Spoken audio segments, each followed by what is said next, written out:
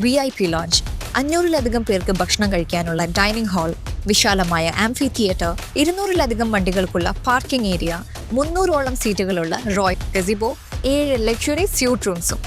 Contact now for booking. Vilayur പഞ്ചായത്തിലെ കണിയറാവ് കരിങ്ങനാട് റോഡിന്റെ നവീകരണ പ്രവൃത്തികൾക്ക് തുടക്കമായി.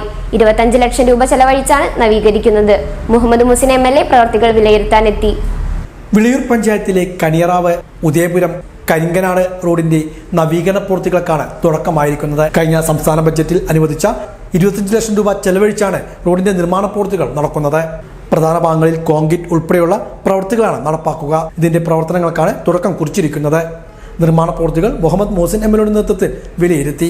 തിരഞ്ഞെടുപ്പ് മുമ്പേ ടെൻഡർ നടപടികളായെങ്കിലും തിരഞ്ഞെടുപ്പ് നടപടികളെ തുടർന്നാണ് നിർമ്മാണ പ്രവൃത്തികൾ ആരംഭിക്കാൻ വൈകിയതെന്ന് മുഹമ്മദ് മുസിൻ MLA സൂചിപ്പിച്ചു.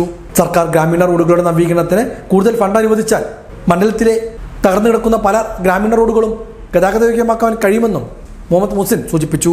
കരിങ്ങനാട് ഉദയപുരം റോഡ് നവീകരിക്കുന്നതിന് വേണ്ടി പ്രധാനപ്പെട്ട തകർന്ന ഭാഗങ്ങൾ പ്രശ്നം പരിഹരിക്കുന്നതിന് വേണ്ടി കഴിഞ്ഞ സർക്കാരിൻ്റെ കാലത്ത് നമ്മൾ 2025-26 ബഡ്ജറ്റിൽ ഉൾപ്പെടുത്തിക്കൊണ്ട് ഫണ്ട് അനുവദിച്ചിട്ടുണ്ട്.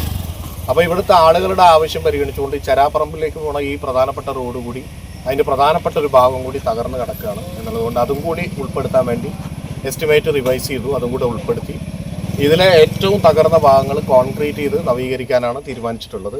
അപ്പോൾ അതിൻ്റെ ഭാഗമായി നമ്മൾ ടെൻഡർ ചെയ്തെങ്കിലും തെരഞ്ഞെടുപ്പ് ആയതുകൊണ്ട് തെരഞ്ഞെടുപ്പ് പ്രഖ്യാപിച്ചപ്പോൾ ടെൻഡർ നടപടി പൂർത്തീകരിക്കാൻ കഴിഞ്ഞില്ല.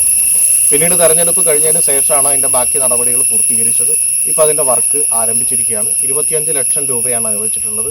ഇതിൻ്റെ കൂടെ തന്നെ വിളയൂർ പഞ്ചായത്തിലും പട്ടാമ്പി മണ്ഡലത്തിലും വിവിധ സ്ഥലങ്ങളിൽ കഴിഞ്ഞ പ്രാവശ്യം ഗ്രാമീണ റോഡുകൾക്ക് ഫണ്ട് അനുവദിച്ചതിൻ്റെ ഭാഗമായിട്ടുള്ള ഫണ്ടുകൾ ഇപ്പോൾ ടെൻഡർ ചെയ്തിട്ട് വർക്കുകൾ വിവിധ ഘട്ടത്തിലായിട്ട് നടക്കുന്നുണ്ട്.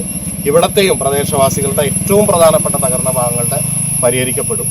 ഇനി നമുക്കറിയാം പുതിയ ഗവൺമെൻറ് വന്നു. ഗ്രാമീണ റോഡുകൾക്ക് ഇനി ഫണ്ട് ലഭിക്കുകയാണെങ്കിൽ ഇനിയും നമുക്ക് ഗ്രാമീണ റോഡുകൾ ചെയ്യാൻ പറ്റും. പുതിയ ബഡ്ജറ്റിൽ ഗ്രാമീണ റോഡുകൾക്ക് ഫണ്ട് ലഭ്യമായിട്ടില്ല. മുൻ പഞ്ചായത്ത് പ്രസിഡന്റും ഗ്രാമപഞ്ചായത്ത് അംഗവുമായ ബേബി ഗിരിജ, ടി ഷാജി, ഷെരീഫ് മറ്റു നേതാക്കളും MLAക്കൊപ്പം ഉണ്ടായിരുന്നു.